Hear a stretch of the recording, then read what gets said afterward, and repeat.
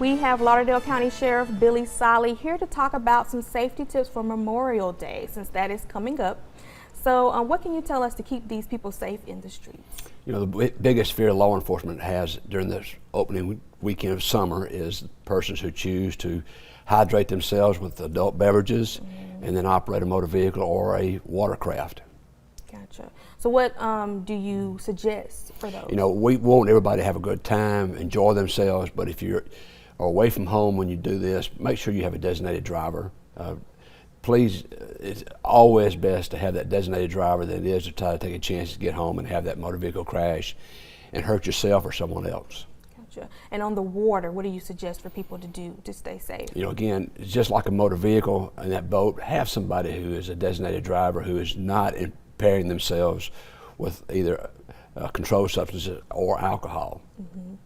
And so will y'all be doing any safety stops during that time? Sure. We received 2 federal grants to pay for additional deputies to come in on their days off to set up roadside safety checkpoints, as we have done over the past many years. This past fiscal year, we had 496 persons charged for being impaired and operating a motor vehicle. While that's an alarming number of people being charged, the great number is we had no one killed in a motor vehicle crash on county roads because of being impaired. Well, that's the main thing. That's the key. That's the key. So how many stops do y'all usually set up within the county? You know, we'll normally pick out 4 or 5 locations. They have to be pre-approved by the supervisor over the patrol division. The deputies will get out, briefly ask the motor vehicle operator for proof of insurance, proof of driver's license. It usually takes less than 30 seconds per interaction with law enforcement, and you're on down the road, unless you've chose to impair yourself and try to operate a motor vehicle.